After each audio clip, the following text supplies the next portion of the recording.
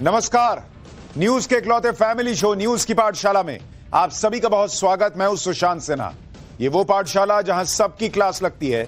और सबसे पहले आपको बता दूं कि आज कौन कौन सा चैप्टर खोल रहा हूं। मोदी का नया भारत खींच लाया आतंकी तहव्वुर राणा को। अब दाऊद इब्राहिम को टांग देने की भी तैयारी है क्या? अमेरिका से भारत लाए गए आतंकी तहव्वुर की लाइव तस्वीरें और एक एक डिटेल आज आपको दिखाने वाला हूं। 26/11 मुंबई हमले का आतंकी भारत लाया कैसे गया, मोदी, ट्रंप, डोवाल और अनसुनी इनसाइड स्टोरी का चैप्टर आज खोलूंगा। पाकिस्तान से लेकर भारत तक में हाहाकार। तहव्वुर राणा किस किस का नाम उगलने वाला है, आज इस पर भी बात होगी। आतंक के सामने मजबूर कांग्रेस की सरकार वर्सेस घर में घुसकर ठोकने वाला मोदी का नया भारत, आज इसका चैप्टर भी खुलेगा। पीएम मोदी का वो एक्शन जिससे बांग्लादेश के कट्टरपंथी और सरकार दोनों में हाहाकार मच गया है। मोदी ट्रंप का वो धमाका, चीन, पाकिस्तान, बांग्लादेश सब कैसे बाप बाप कर रहे हैं, आज आपको ये भी दिखाऊंगा। इसके अलावा भयंकर गर्मी के बीच मौसम का महा ट्विस्ट। ऐसा क्या हुआ कि यूपी बिहार में लोगों की जान चली गई?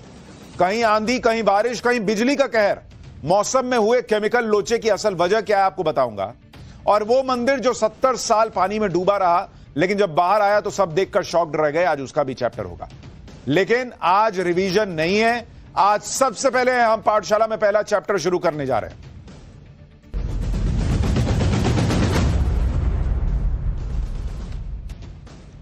और पाठशाला की शुरुआत इस वक्त की सबसे बड़ी खबर से कर रहे हैं। अमेरिका से भारत लाया गया 26/11 हमले का आतंकी तहव्वुर राणा एनआईए कस्टडी में है और अब उसकी पहली तस्वीर आ गई है, जो कि टाइम्स नाउ नव भारत पर ये एक्सक्लूसिव तस्वीर आप देख रहे हैं। तहव्वुर राणा को अमेरिका से कैदियों की यूनिफॉर्म में भारत लाया गया। आप देखिए, ये है तहव्वुर राणा, जिसके दोनों तरफ अगर आप देखेंगे एनआईए के अधिकारी मौजूद हैं, एनआईए के लोग मौजूद हैं और उसे अमेरिका में इसी ड्रेस में रखा जाता है कैदियों को। तो वहीं से उठाए, बोले चल भाई कपड़ा वपड़ा बदलने की जरूरत नहीं, चलो ऐसे ही चलो, तुमको वहीं निपटा देंगे। थोड़ी देर में पटियाला हाउस कोर्ट में तहव्वुर राणा की पेशी होगी और अब आपको दोनों तस्वीरें उसकी दिखा रहा हूं। यह वो पुराना तहव्वुर राणा है जो मुंबई हमले के 5 दिन पहले सारा यहां सेटिंग गेटिंग करके निकल गया था कि यहां बम फूटेगा, यहां तमाशा होगा, यहां आतंकी हमला होगा, और यह निकल लिया था।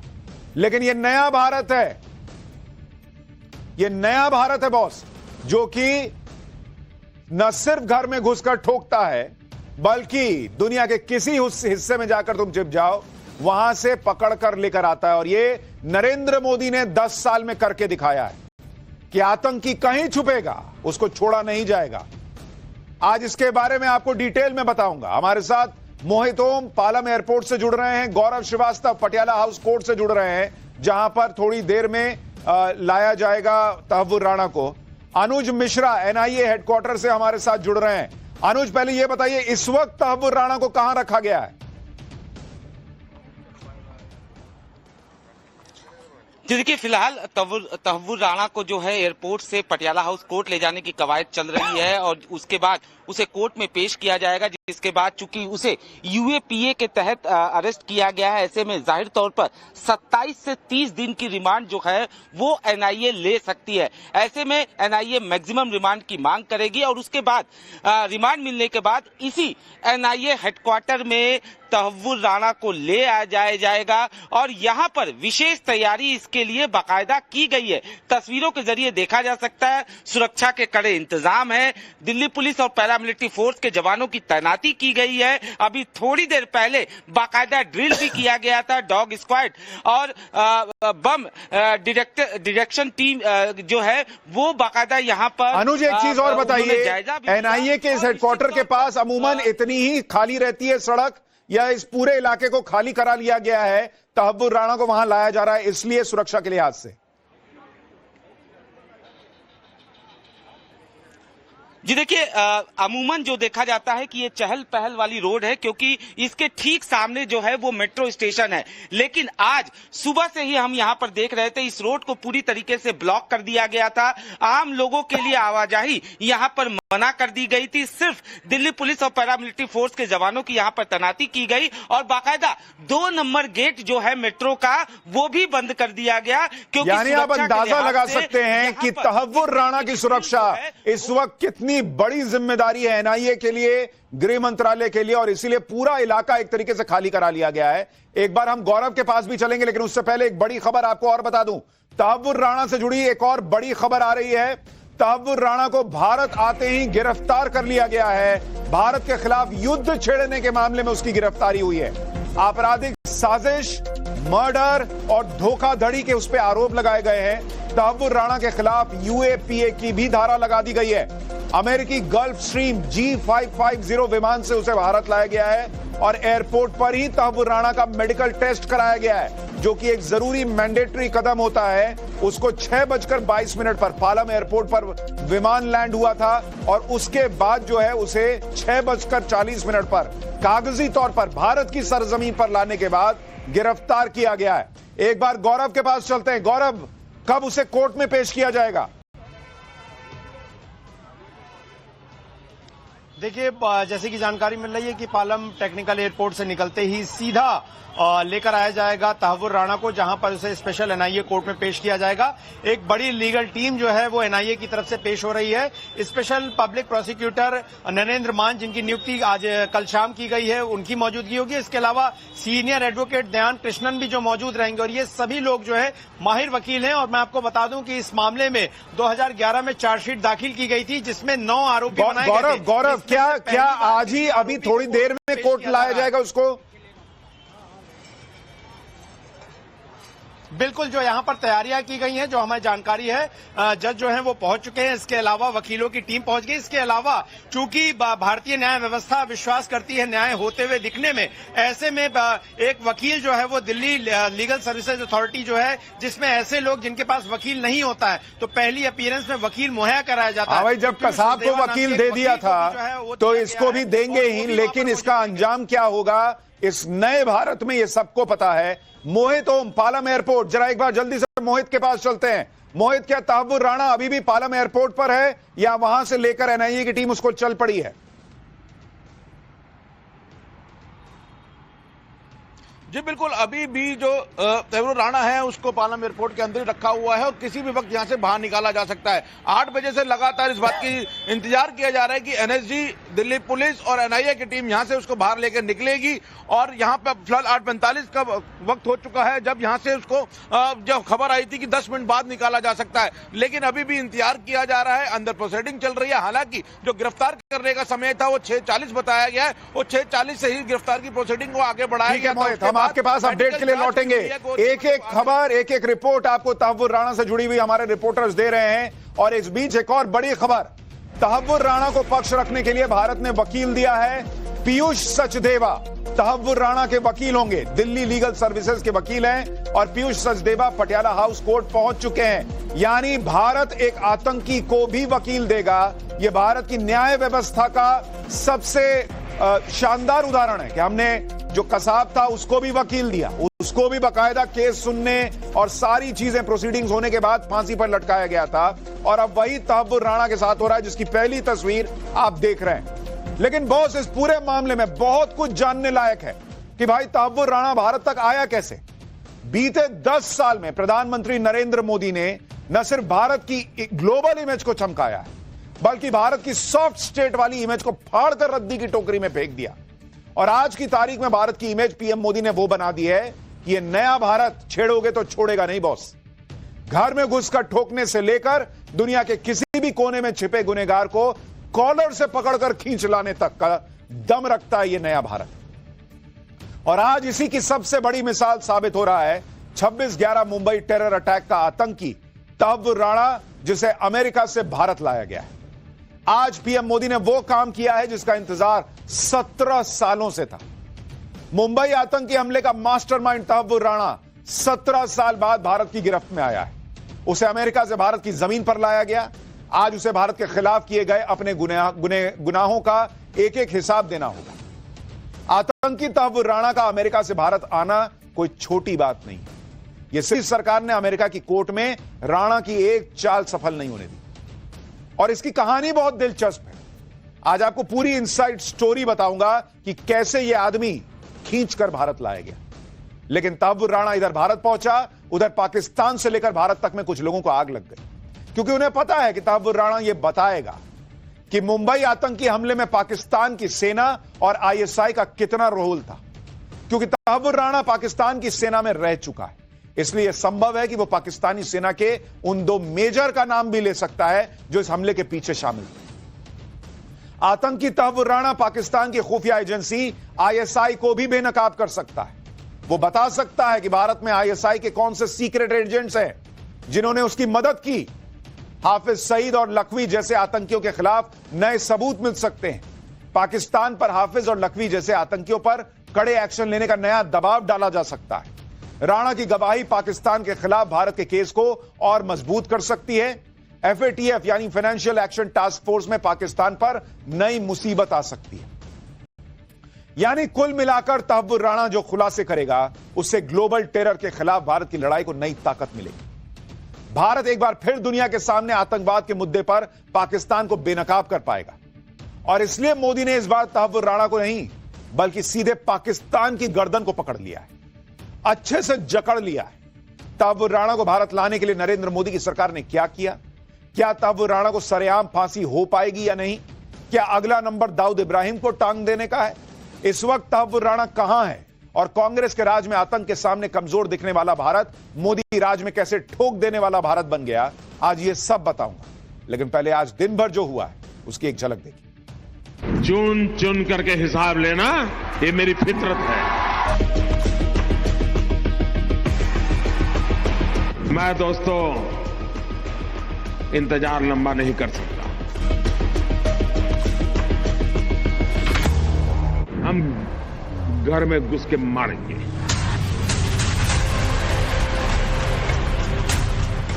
सातवें पाताल में होंगे उनको भी मैं छोड़ने वाला नहीं। नई बात क्या है, ये लोग बोल रहे हैं, लेकिन वो ये फेस्टिवल कर रहे हैं तो वो राणा फेस्टिवल बना रहे हैं। मेरा मतलब ये है कि राणा को लेके आ रहे हो, ऐसा लग रहा है कि जैसे ट्रम्प से टैरिफ माफ करा लिया हो आपने। कोई क्या बड़ी बात कर दी आपने? दाऊद वहां पे बैठा है पाकिस्तान में, तो इससे बड़ी सफलता मिलती उसको लेकर आते तो। तब मैंने वहाँ आतंकवादी कसाब को देखा था, मेरे सामने कई लाशों गिरी हुई थी, छोटे बड़े बच्चे बड़े बुजुर्ग सभी लोग थे। तो कसाब के लिए मैं कोर्ट में गया, खड़ा हुआ, उसको बोला बहुत छूना है कसाब को।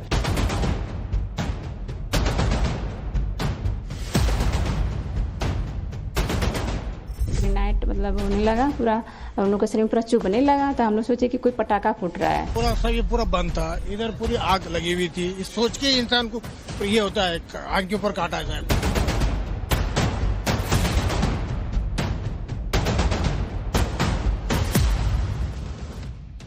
जिन नेताओं के राज में पाकिस्तान को सिर्फ डोजियर पर डोजियर सौंपे जा रहे थे, वो आज पूछ रहे हैं कि अरे मोदी सरकार में अगर तहव्वुर राणा को ले ही आए तो क्या कर दिया। मोदी सरकार ने जिस तहव्वुर राणा को भारत लाने का काम किया, पहले उसके बारे में आपको बता देता हूं, उसके गुनाहों की सजा देना कितना जरूरी है। 64 साल का तहव्वुर राणा पाकिस्तानी मूल का है और उसके पास कनाडा की सिटीजनशिप है। तहव्वुर राणा पर 26/11 मुंबई हमलों के मास्टरमाइंड माने जाने वाले पाकिस्तानी अमेरिकी आतंकवादी डेविड हेडली की मदद का आरोप है, जो तहव्वुर राणा का बचपन का दोस्त है। डेविड हेडली ने 26 नवंबर 2008 को मुंबई में हुए आतंकी हमले से पहले मुंबई में रहकर रेकी की थी। तहव्वुर राणा ने ही हेडली को मुंबई में ऑफिस खोलने में मदद की, जबकि तहव्वुर राणा यह अच्छी तरह जानता था कि डेविड हेडली पाकिस्तान के खूंखार आतंकी संगठन लश्कर-ए-तैयबा के लिए काम कर रहा था। मुंबई में हुए आतंकी हमले में पाकिस्तान से आए 10 आतंकियों ने 166 लोगों की हत्या कर दी थी। 6 अमेरिकी नागरिक भी शामिल थे इसमें, जो मर गए थे। आतंकी हमले की साजिश होने के आरोप में अमेरिकी जांच एजेंसी एफबीआई ने अक्टूबर 2009 में तहव्वुर राणा को गिरफ्तार किया था। डेविड हेडली की गवाही के आधार पर तहव्वुर राणा को 14 साल की सजा सुनाई गई थी। तहव्वुर राणा ने पाकिस्तान की आर्मी मेडिकल कॉलेज से पढ़ाई की, सेना में 10 साल बतौर डॉक्टर काम किया हुआ। 1997 में वो कनाडा शिफ्ट हुआ और फिर कनाडा से अमेरिका पहुंचा। अमेरिका में उसने एक इमिग्रेशन कंपनी खोली।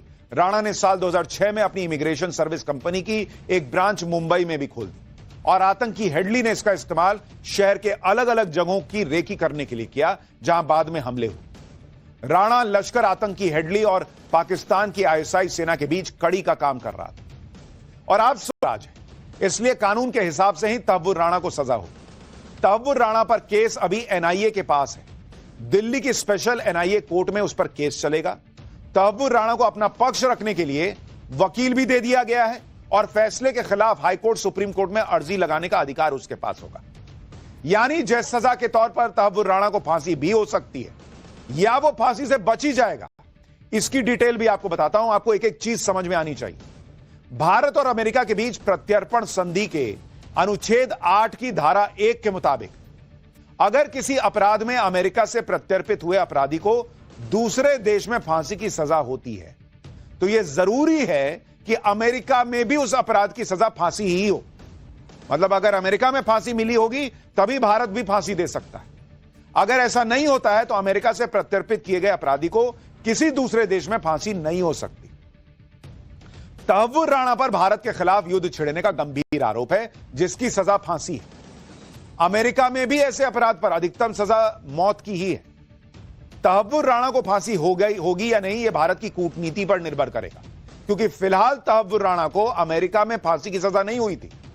हालांकि इस मामले पर पूर्व गृह सचिव गोपाल कृष्ण पिल्लई कह रहे हैं कि राणा को भारत में दोषी ठहराया जाएगा और मुंबई आतंकी हमले के लिए तहव्वुर राणा को फांसी की सजा होकर रहेगी। मुंबई हमले में आतंकी तहव्वुर राणा का बहुत बड़ा रोल था और अब वो भारत आ चुका है। मुंबई हमले के पीड़ित तो तहव्वुर राणा को फांसी देने की मांग कर रहे हैं। ये वो लोग हैं जो पिछले 17 साल से इस घटना के दोषियों को फांसी के फंदे पर लटकते हुए देखना चाहते हैं। मुंबई हमले के पीड़ितों का क्या कहना है, एक बार आपको वो भी सुनवाता हूं, फिर आपको बताता हूं कि पर्दे के पीछे टीम मोदी ने क्या कूटनीति की, ये भारत आ पाया।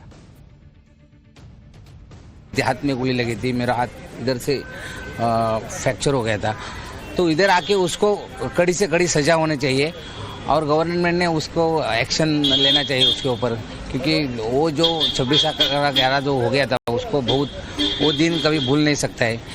नहीं, इधर है ना पूरा सब ये पूरा बंद था, इधर पूरी आग लगी हुई थी। इसके अंदर जो मेरे टेंडर लोग थे अंदर, उनको 2-2 दिन तक खाना नहीं मिलता था अंदर, इसीलिए ना बहुत भयानक था वो। अभी सोच के इंसान को ये होता है आग के ऊपर काटा जाए। सबकी अब ट्रेन आने ही वाली थी, 11:15 बजे। मुंबई हमले को अंजाम देने के लिए तहव्वुर राणा ने लश्कर के आतंकी डेविड कोलमैन हेडली उर्फ दाऊद गिलानी की मदद की थी। यह है वो डेविड हेडली। अमेरिकी कोर्ट में तहव्वुर राणा के खिलाफ डेविड हेडली की गवाही उसके खिलाफ एक बड़ा सबूत बन सकती है। हेडली ने अपनी गवाही में खुलासा किया था कि उसे लश्कर से भारत में रेकी करने का आदेश मिला था। उसने शिकागो आकर राणा को अपने प्लान के बारे में बताया। राणा ने आतंकी प्लान में उसकी मदद की। तहव्वुर राणा के मुंबई ऑफिस को आतंकी गतिविधियों को ढकने के लिए कवर की तरह इस्तेमाल किया गया। तहव्वुर राणा की तरफ से हेडली को लॉजिस्टिक फाइनेंशियल सपोर्ट दिया गया। तहव्वुर राणा की मदद से ही उसे भारत में आतंकी हमले के लिए टारगेट सेट किए थे। डेविड कोलमैन हेडली अभी अमेरिका की जेल में बंद है। अक्टूबर 2009 में शिकागो एयरपोर्ट पर वो पकड़ा गया। अमेरिका में उसे 35 साल की सजा सुनाई गई, लेकिन भारत में उसका ट्रायल होना अभी बाकी है। आप यह भी समझिए कि तहव्वुर राणा के भारत आने से सिर्फ पाकिस्तान ही बेनकाब नहीं होगा, बल्कि भारत के अंदर जो पाकिस्तान के एजेंट्स हैं, जो पाकिस्तान के मददगार हैं, जिन्होंने रेकी में मदद की, जिन्होंने तहव्वुर राणा को मदद दी थी, वो सारे लोग एक्सपोज हो। उन पर नया खुलासा हो सकता है, क्योंकि मुंबई हमले से ठीक पहले तहव्वुर राणा भारत के कई इलाकों में घूम रहा था। 13 नवंबर से 21 नवंबर के बीच तहव्वुर राणा अपनी पत्नी के साथ हापुड़ गया। आगरा, दिल्ली, कोची, अहमदाबाद, मुंबई क्यों गया था, इसका खुलासा होगा। 21 नवंबर को वो भारत से फरार हुआ था। भारत में राणा के कितने मददगार थे और वो कौन थे, किसने उसे यहां बिजनेस सेटअप करने में मदद की थी, अब ये सारी बातें सामने आ पाएंगी। मुंबई हमले के 17 साल बाद तहव्वुर राणा को भारत लाया गया, लेकिन आप ये देखिए कि आज से 14 साल पहले जब नरेंद्र मोदी गुजरात के मुख्यमंत्री थे, वो तब प्रधानमंत्री नहीं थे, तब भी उनके मन में यही जज्बा था कि भारत के दुश्मनों को किसी भी कीमत पर बख्शा ना जाए। साल 2011 में जब अमेरिका की कोर्ट ने तहव्वुर राणा को मुंबई हमले के आरोप में बरी कर दिया, तब भी नरेंद्र मोदी ने इस बात पर चिंता जताई थी। सुनिए 2011 में तब के गुजरात के मुख्यमंत्री रहे नरेंद्र मोदी ने क्या कहा। अमेरिका की शिकागो की कोर्ट में आज राणा एक टेररिस्ट को मुक्त करने का फैसला हो चुका है। इस घटना ने आतंकवाद के खिलाफ लड़ने वाली हर शक्तियों के लिए, हर सरकार के लिए एक नया सवालिया निशान खड़ा किया है। यहां के पीड़ित लोग हैं, उनको न्याय कौन दिलाएगा? 7वें पाताल में होंगे, उनको भी मैं छोड़ने वाला नहीं हूं।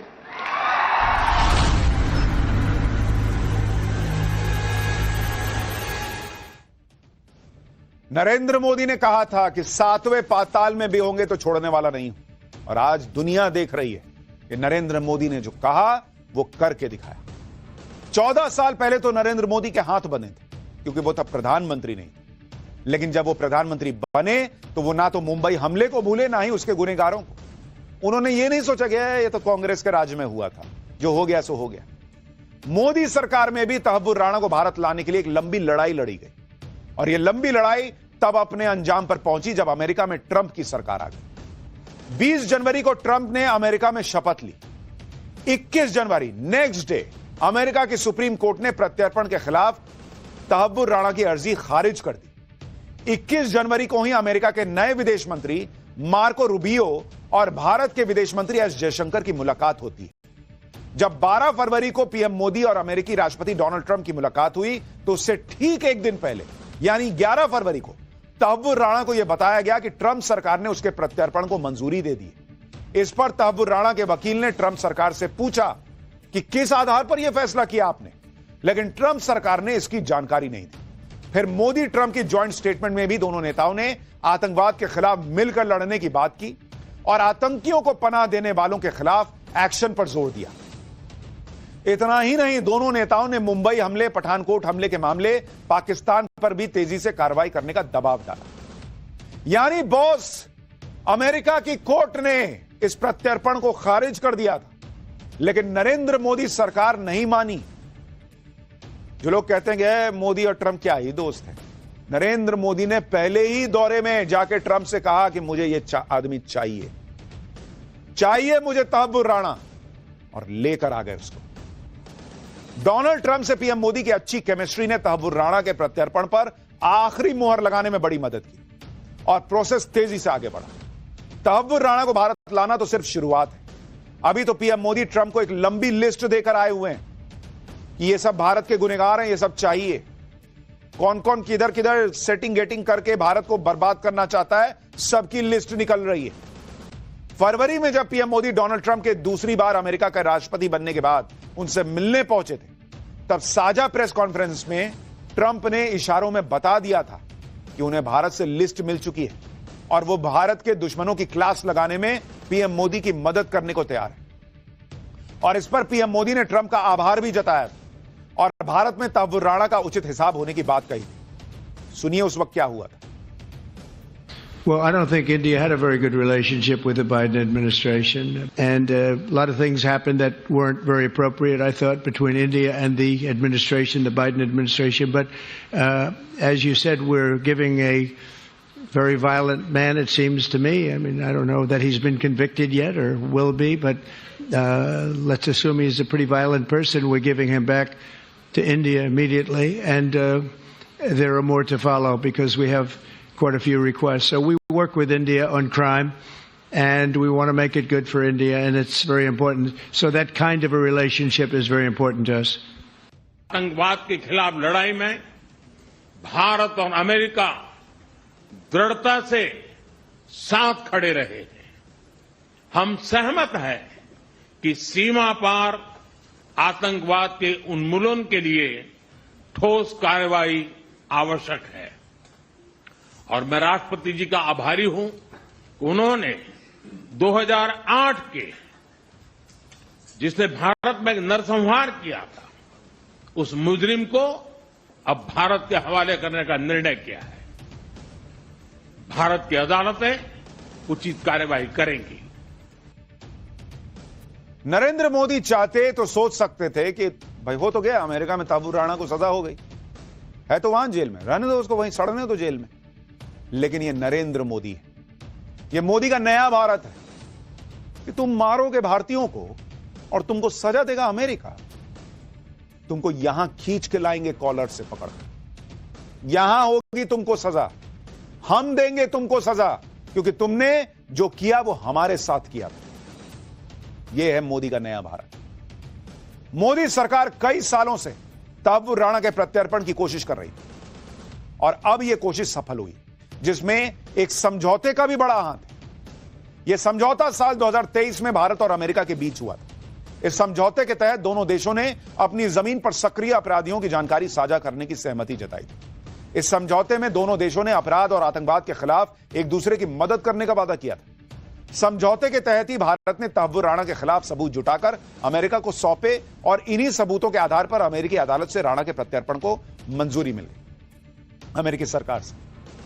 आप यह देखिए कि भारत आने से बचने के लिए तहव्वुर राणा ने अमेरिका की कोर्ट में कैसे कैसे खेल किए। तहव्वुर राणा ने कहा कि अगर उसे प्रत्यर्पण कर भारत भेजा जाएगा तो बाप रे बाप उसकी जान को खतरा हो जाएगा। पाकिस्तान मूल के मुस्लिम होने की वजह से उसे टॉर्चर किया जा सकता है। ए भाई, यहां तो कसाब को लोग बिरयानी खिला रहे थे। हाँ ठीक है, इस नई सरकार में तुमको नहीं खिलाएंगे, लेकिन टॉर्चर भी नहीं करेंगे। राणा ने यहां तक कहा कि उसे जानलेवा बीमारियों ने जकड़ा हुआ है, भारत भेजेंगे तो मर जाएगा। अच्छा, वो बीमारी अमेरिका में नहीं मारती है, भारत में मारती है। राणा ने कहा कि उसे कई हार्ट अटैक आ चुके हैं, उसे कैंसर है, किडनी की बीमारी है, अस्थमा है, कई बार कोविड हो चुका है। तो भाई इतना बीमार हो तो आओ, यहां तुमको टांग देंगे, जल्दी ऊपर जाओगे। इतना बीमार रह के फायदा ही क्या है? ऊपर से इतने लोगों को मारे हो, सर पर इतना पाप है। इतना कुछ बताने के बाद भी अमेरिका की सुप्रीम कोर्ट ने तहव्वुर राणा की एक नहीं सुनी और फिर अमेरिका की सरकार ने भारत को सौंप दिया तहव्वुर राणा।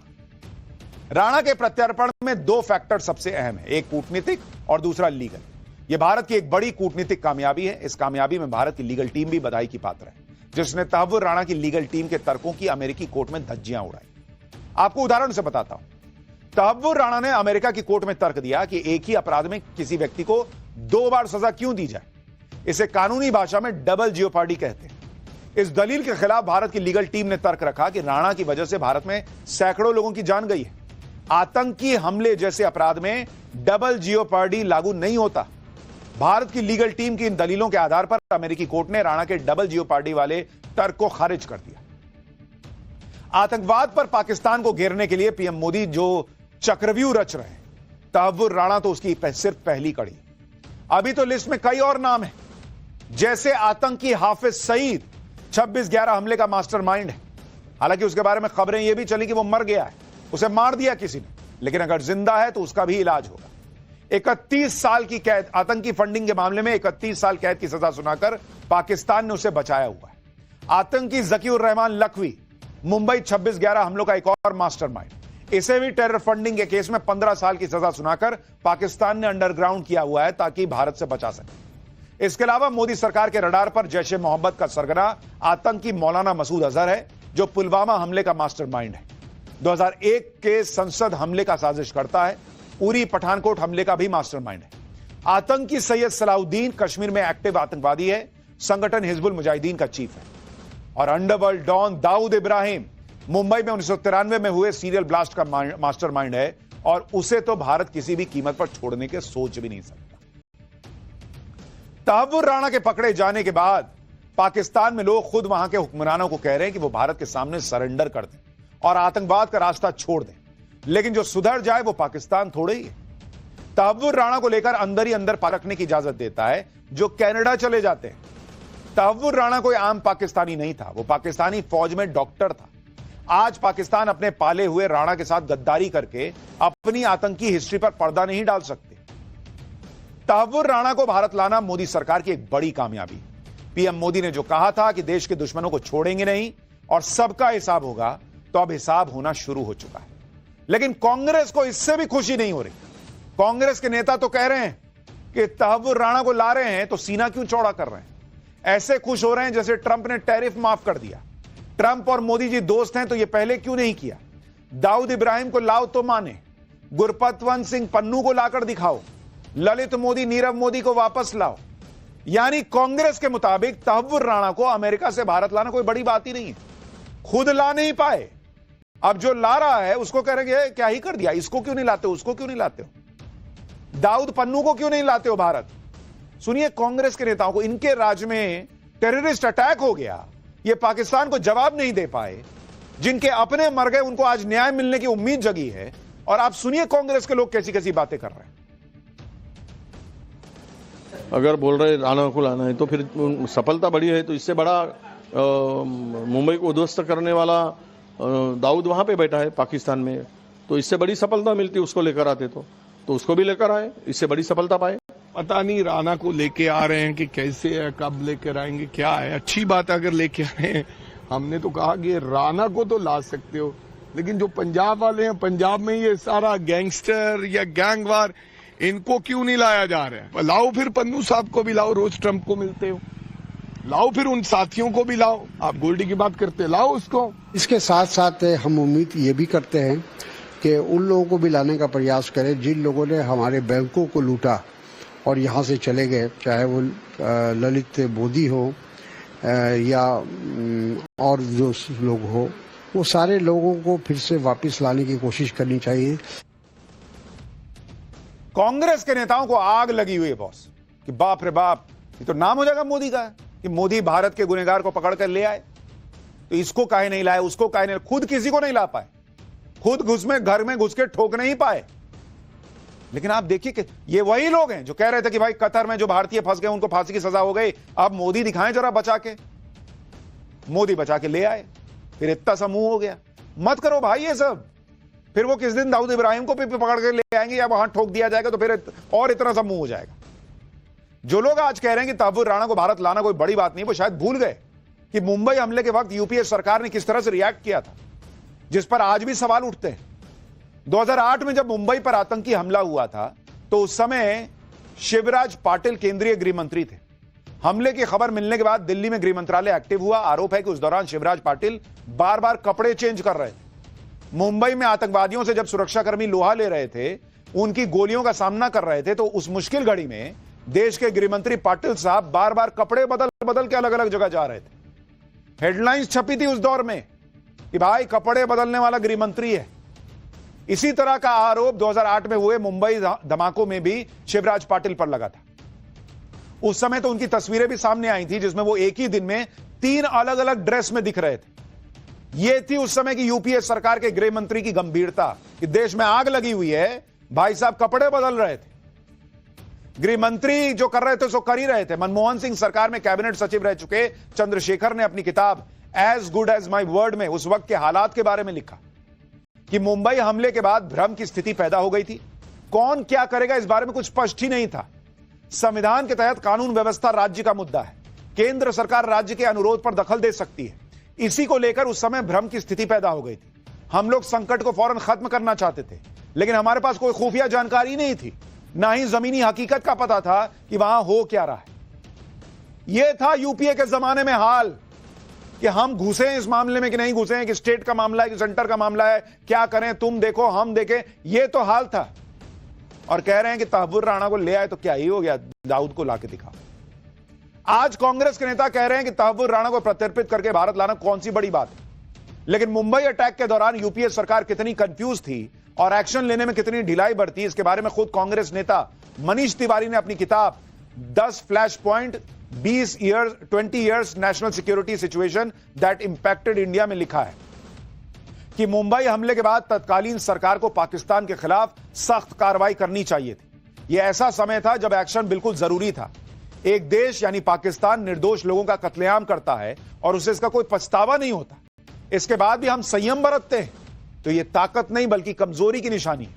यह कांग्रेस के नेता ने लिखा है अपनी किताब में। और उस कमजोरी को पाकिस्तान समझ रहा था, इसलिए एक के बाद एक टेररिस्ट अटैक हो रहे थे।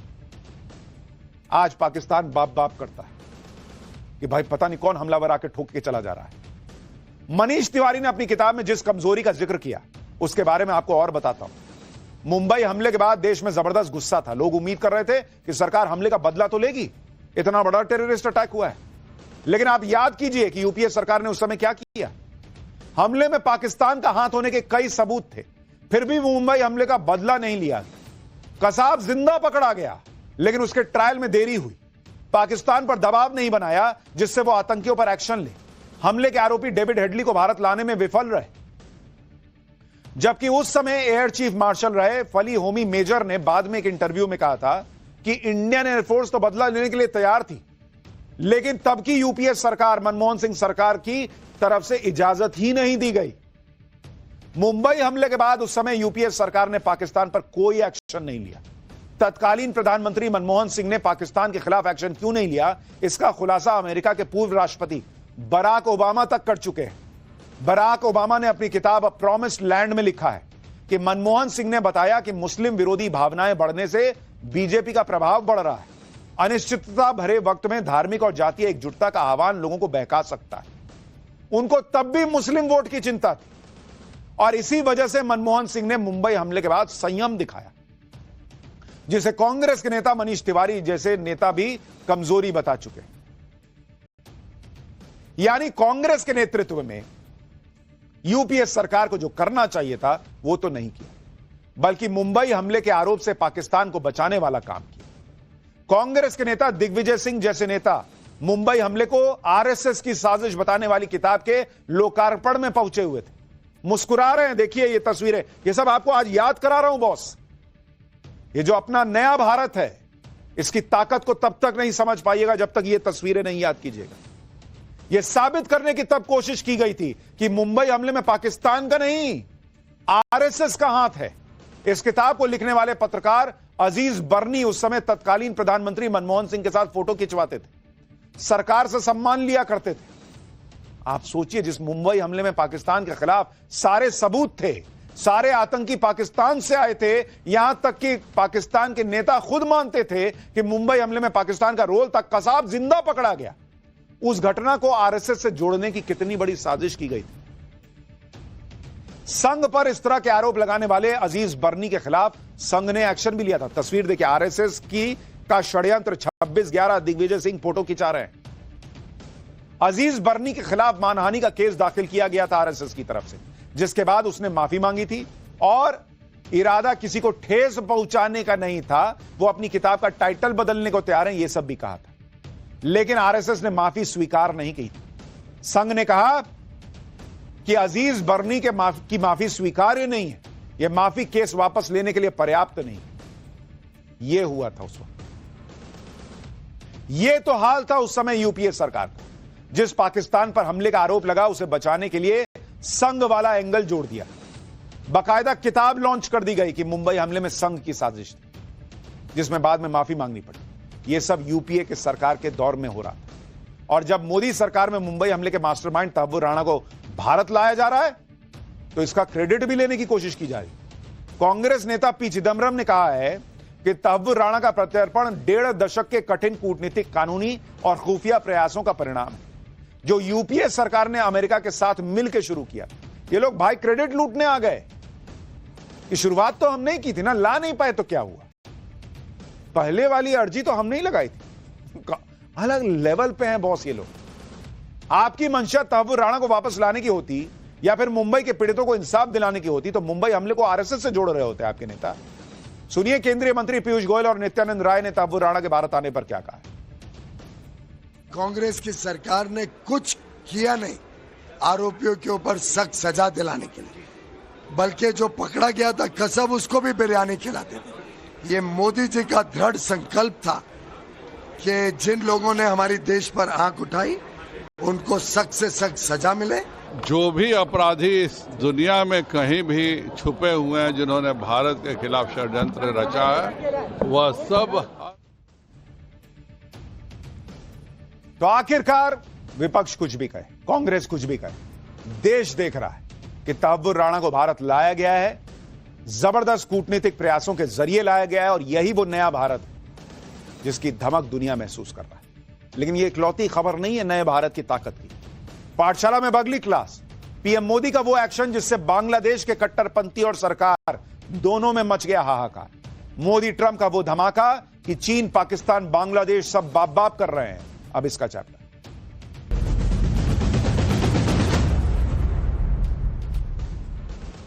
प्रधानमंत्री मोदी का हिसाब सिर्फ आतंकवाद के मामले में ही क्लियर नहीं है कि छेड़ोगे तो छोड़ेंगे नहीं, बल्कि भारत के हितों और भारतीयों के हितों के मामले में भी एकदम क्लियर मामला है। कि भाई कायदे में रहोगे तो फायदे में रहोगे। और अब तो इस मामले में उन्हें डोनाल्ड ट्रंप का भी पूरा साथ मिल रहा है। और इसलिए आप देखिए कि भारत के मामले में चीन की मदद करने की बातें करने वाले बांग्लादेश की कट्टरपंथी सरकार को ऐसा डोज दिया है पीएम मोदी ने कि मोहम्मद यूनुस और कट्टरपंथी दोनों में हाहाकार मच गया। इतना ही नहीं, अब तो मोदी ट्रंप ऐसे धमाके कर रहे हैं कि चीन, पाकिस्तान, बांग्लादेश सब बाप बाप कर रहे हैं। आज आपको इस सब के बारे में विस्तार से बताऊंगा, लेकिन पीएम मोदी के एक्शन से मचे बवाल की पहले एक झलक देखिए, फिर बताता हूं कि बांग्लादेश के साथ पीएम मोदी ने क्या गेम किया है।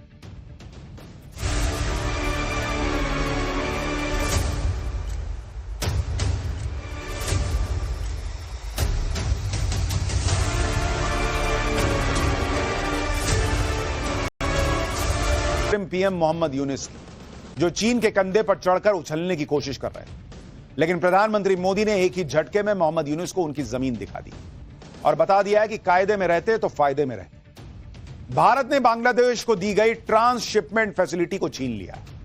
बांग्लादेश की मदद के लिए यह फैसिलिटी साल 2020 में दी गई थी।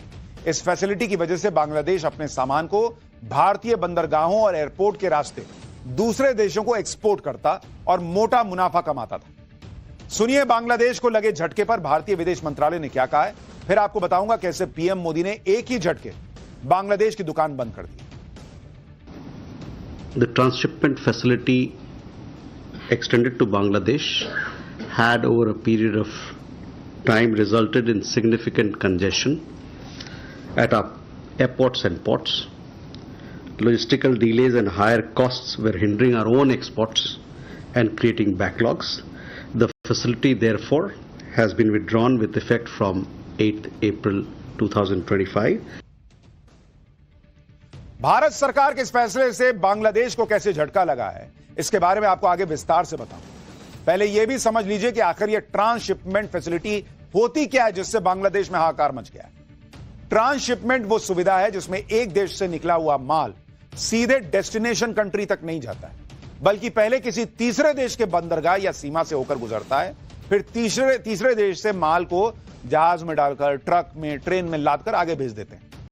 आसान भाषा में कहें तो एक देश से दूसरे देश को निर्यात के दौरान बीच में पड़ने वाले तीसरे देश के बंदरगाहों, हवाई अड्डों या सड़क को इस्तेमाल करने की सुविधा को ट्रांसशिपमेंट फैसिलिटी कहते हैं। भारत ने बांग्लादेश के खिलाफ यह कदम तब उठाया जब बांग्लादेश पहले ही ट्रंप के टैरिफ वॉर की मार से उबरने का रास्ता तलाश रहा है। बांग्लादेश की दिक्कत यह है कि उसे अब एक्सपोर्ट के लिए अपने ही देश के एयरपोर्ट और बंदरगाहों पर निर्भर रहना होगा, लेकिन बांग्लादेश के बंदरगाह और एयरपोर्ट पहले ही भीड़भाड़ और सीमित क्षमता से जूझ रहे। दूसरी तरफ भारतीय बंदरगाहों की तुलना में बांग्लादेश के बंदरगाहों की कनेक्टिविटी कम है, जिससे शिपिंग में लगने वाला समय और लागत बढ़ जाएगा। इससे बांग्लादेश के स्मॉल और मीडियम एक्सपोर्ट्स को मोटा नुकसान होगा, क्योंकि बांग्लादेश को अपने यहां से एक्सपोर्ट करने में भारत की तुलना में करीब 3 गुना ज्यादा खर्च करना पड़ता है। ऐसे में अब जब बांग्लादेश सारा एक्सपोर्ट अपने एयरपोर्ट और बंदरगाहों से करेगा तो पहले ही टैरिफ वॉर से करा रहा बांग्लादेश का कपड़ा उद्योग बाप बाप करने लगेगा, उसको सबसे ज्यादा मार पड़ेगी, जिसके एक्सपोर्ट की बांग्लादेश की इकोनॉमी में हिस्सेदारी 80% से अधिक है। बांग्लादेश के कपड़े और दूसरे प्रोडक्ट्स का सबसे बड़ा बाजार यूरोप और अमेरिका में है। यूरोप में बांग्लादेश से हर साल $2500 करोड़ का एक्सपोर्ट होता है, तो अमेरिका में करीब $1500 करोड़ का एक्सपोर्ट।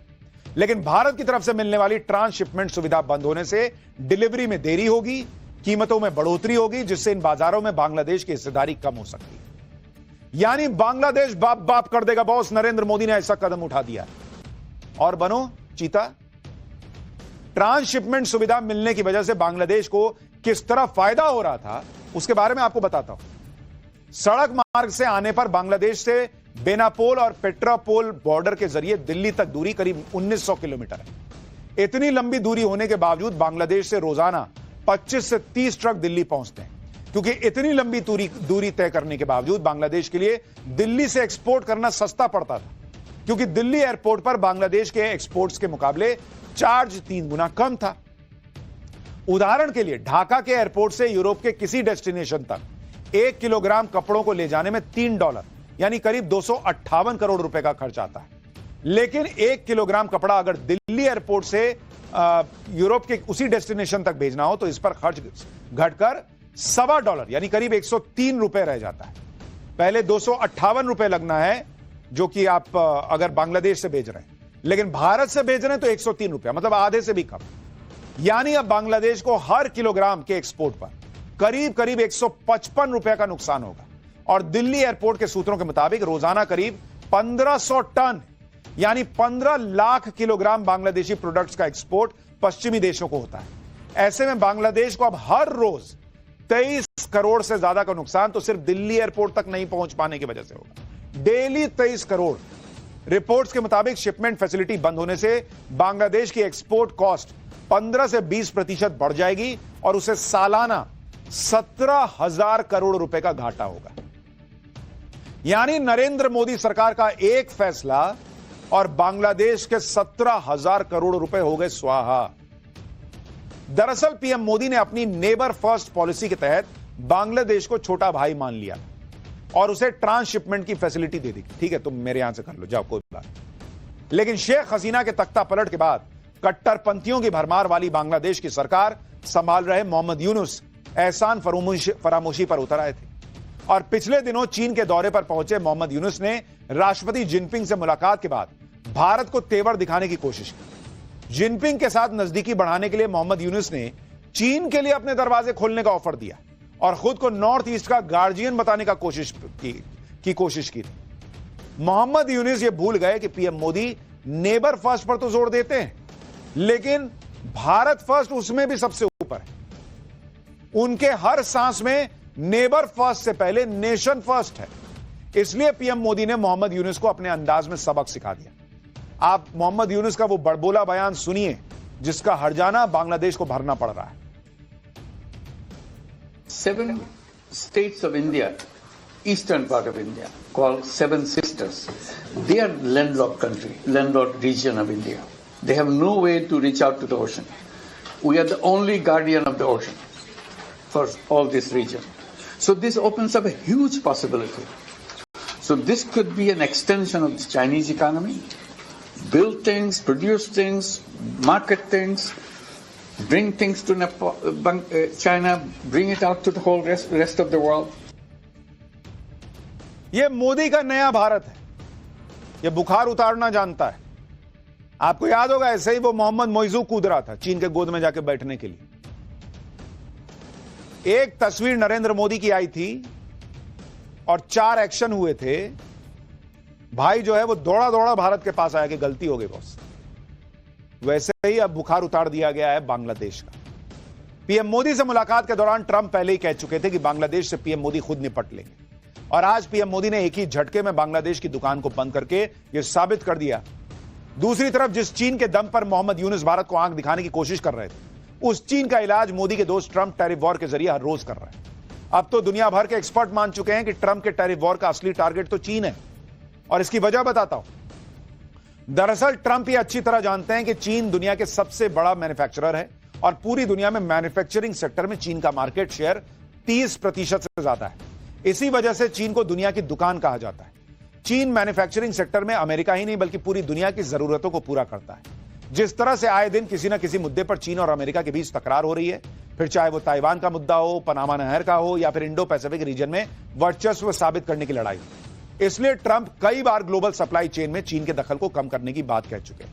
ऐसे में माना जा रहा है कि ट्रंप के टैरिफ वॉर का असल मकसद चीन के मैन्युफैक्चरिंग सेक्टर की कमर तोड़ देना है।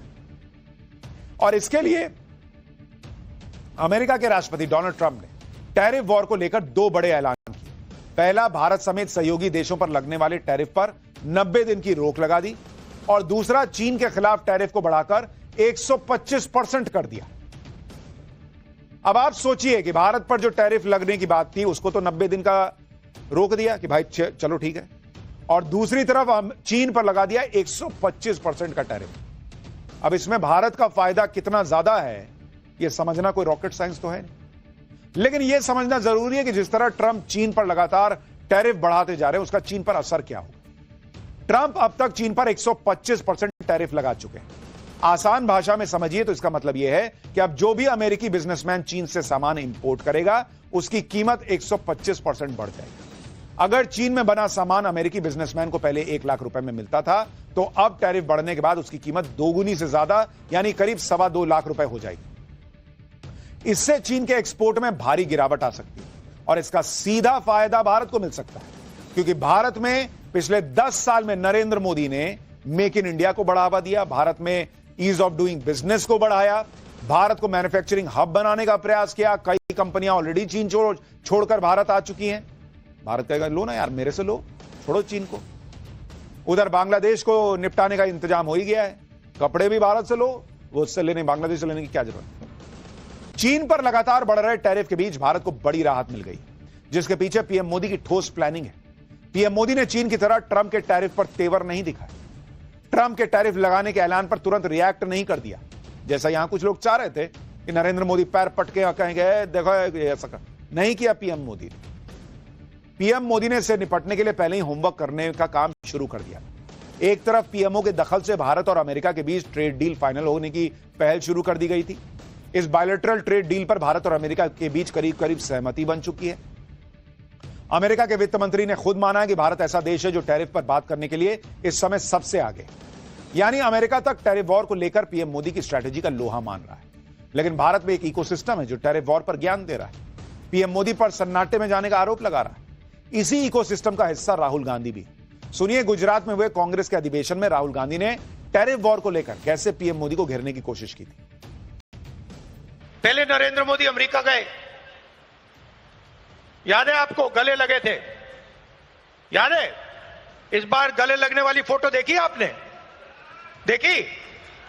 कहां गायब हो गई? राष्ट्रपति ट्रंप ने ऑर्डर दिया, जिनको मोदी जी अपने मित्र कहते हैं, ऑर्डर दिया, सुनो, इस बार गले नहीं लगेंगे, इस बार नए टैरिफ लगाएंगे। चू तक नहीं निकली, आज तक गायब है। नहीं होगा कुछ, यही चलेगा। पाठशाला में अगला चैप्टर, भयंकर गर्मी के बीच मौसम का महा ट्विस्ट। ऐसा क्या हुआ कि यूपी बिहार में लोगों की जान चली गई? कहीं आंधी, कहीं बारिश, कहीं बिजली का कहर। मौसम में हुए केमिकल लोचे की असल वजह क्या है, अब इसका जानते हैं।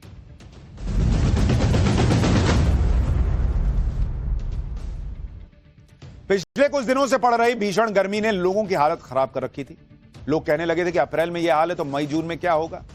मौसम विभाग हीट वेव की बातें कर रहा था, ऑरेंज अलर्ट की बातें कर रहा था, लेकिन इसी बीच पिछले 24 घंटों के अंदर मौसम एकदम से पलट गया। भयंकर गर्मी के बीच अचानक मौसम में महा ट्विस्ट आ गया। उत्तर भारत के कई इलाकों में अचानक बारिश शुरू हो गई। लोगों को लगा कि चलो गर्मी से कुछ राहत मिली, लेकिन यह राहत यूपी और बिहार के लोगों पर बहुत बड़ी मुसीबत बनकर गिरी, क्योंकि बेमौसम की इस बरसात के बीच कई इलाकों में बिजली गिरने से 28 लोगों की मौत हो गई। इनमें से बहुत से लोग अपने घरों के बाहर खेतों में काम कर रहे थे। कुछ बच्चे बारिश से बचने के लिए पेड़ के नीचे खड़े थे, तभी अचानक उन पर बिजली गिर गई। बिजली गिरने की इन घटनाओं ने यूपी बिहार के लोगों को बहुत बुरी तरह डरा दिया है। मौसम विभाग के मुताबिक अगले 48 घंटे भारी हैं, इसलिए विशेष सावधान रहने की जरूरत है। आगे बढ़ने से पहले आपको बदलते और बिगड़ते मौसम की कुछ तस्वीरें दिखाता हूं, जिसने भले ही गर्मी को थोड़ा कम कर दिया है, लेकिन लोगों के मन में डर को बढ़ा दिया है।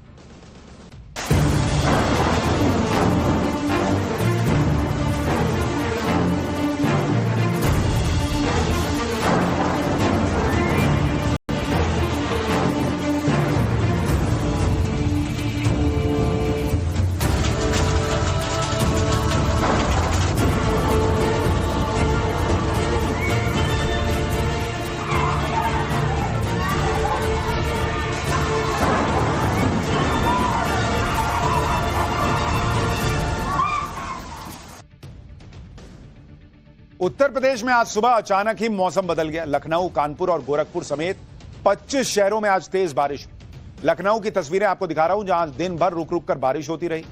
बारिश से पहले यहां सुबह 8 बजे अंधेरा छा गया। इसके बाद 3 घंटे तक जोरदार बारिश हुई। लोगों को सड़कों पर गाड़ी चलाते समय लाइट्स जलानी पड़ गई, ऐसी हालत हो गई। अचानक आई बारिश से लोगों को गर्मी से राहत मिल गई, लेकिन इस बारिश की वजह से कई इलाकों में सड़कों पर पानी भर गया। लखनऊ के गोमती नगर इलाके की तस्वीर देखिए, जहां बारिश के बाद जलभराव की दिक्कत हो गई। ये लखनऊ का पॉश इलाका है, इसलिए पानी को हटाने के लिए नगर निगम के कर्मचारी बुलवाए गए ताकि ट्रैफिक को कंट्रोल किया जा सके। यहां बारिश से पहले हवाओं की रफ्तार इतनी तेज थी कि बिजली के पोल और पेड़ उखड़ गए। कई कॉलोनीज की बिजली गुल। लखनऊ की तरह वाराणसी में भी तेज हवा और भारी बारिश की वजह से पूरे शहर का माहौल बदल गया। कल 11 अप्रैल को यहां पीएम मोदी की जनसभा होने वाली, लेकिन आज तेज हवाओं ने यहां क्या हाल किया उसकी तस्वीरें आपके सामने। बारिश से पहले चली तेज हवाओं की वजह से जनसभा का पूरा टेंट फट गया। इसके अलावा यहां लगाए गए पोस्टर भी फट गए, हवा में उड़ गए। रैली में आने वाले लोगों के लिए लगाई गई कुर्सियां तेज हवाओं के सामने टिक नहीं पाई। अब इस पूरे कार्यक्रम के लिए नए सिरे से तैयारी चल रही है। आप देखिए कि बेमौसम की मार ने पिछले कई दिनों से चल रही तैयारियों को कैसे बिगाड़ दिया। मौसम विभाग के मुताबिक वाराणसी में बारिश और तेज हवाओं का दौर जारी रहेगा, इसलिए गंगा में नाव चलाने से रोक दिया गया है नाविकों को। तेज हवा और तूफान के साइड इफेक्ट का एक और वीडियो देखिए। इसमें तेज हवा की वजह से एक ट्रेन को अचानक ब्रेक लगाकर रोकना पड़ा। यह बिहार के जहानाबाद की तस्वीर है, जहां अचानक रेलवे लाइन के ऊपर एक फटा हुआ पोस्टर का टुकड़ा आ गया। इस दौरान बारिश की वजह से यह पोस्टर भीग गया था, जिससे रेलवे लाइन में करंट की समस्या हो सकती है। अगर इस दौरान यह ट्रेन यहां से गुजरती तो रेल लाइन में करंट फैलने से बड़ा हादसा हो सकता था। इसलिए ट्रेन के ड्राइवर ने समझदारी दिखाई और एक लंबे बांस की मदद से इस पोस्टर के टुकड़े को पहले हटाया गया, उसके बाद ट्रेन को चलाया गया। तेज हवा और बारिश के अलावा आज यूपी के कई इलाकों में ओले भी गिरे हैं। यह यूपी के बहराइच की तस्वीर है, जहां आज बारिश के साथ साथ भारी मात्रा में ओले गिरे। ये ओले आकार में इतने बड़े हैं कि इनसे बचने के लिए लोगों को सड़क से भागना पड़ गया कि भाई बाप रे बाप चोट लगेगी। ओले गिर रहे हैं, जिसको जहां जगह मिली वो छुप गया। इतनी गर्मी में ओले पड़ रहे हैं भाई, यहां बारिश और ओले गिरने से किसानों की फसल बर्बाद हो गई। यूपी के श्रावस्ती की तस्वीर है, जहां बारिश की वजह से खेत में रखी हुई पूरी फसल बर्बाद हो गई। दरअसल कई इलाकों में गेहूं की फसल काटी जा रही है। इससे यहां के लोग इस फसल को मंडी में बेचने की तैयारी कर रहे थे, लेकिन अचानक आई बारिश ने सारी मेहनत पर पानी फेर दिया। लोगों को अपनी फसल बचाने तक का मौका नहीं मिला। इस तरह से अचानक मौसम ने करवट ली। अब मौसम ने जो करवट ली है उस पर ब्रेकिंग की तहव्वुर राणा से जुड़ी एक बड़ी खबर आ रही है। तहव्वुर राणा अभी भी पालम एयरपोर्ट पर ही है, कहा जा रहा है। थोड़ी देर में पटियाला हाउस कोर्ट उसे ले जाया जाएगा। एनआईए टीम ने तहव्वुर राणा के लिए प्लान बनाया है और राणा को बहुत ही गोपनीय तरीके से ले जाने का प्लान रखा गया है, ताकि उसकी सुरक्षा जो है उसको ध्यान में रखा जाए। तहव्वुर राणा के लिए 3 अलग रूट प्लान तैयार किए गए हैं। एयरपोर्ट से 14 किलोमीटर दूर है Patiala house court. Patiala house court की सुरक्षा भी बढ़ा दी गई है। इस बीच एक और बड़ी खबर आ रही है। हरियाणा सरकार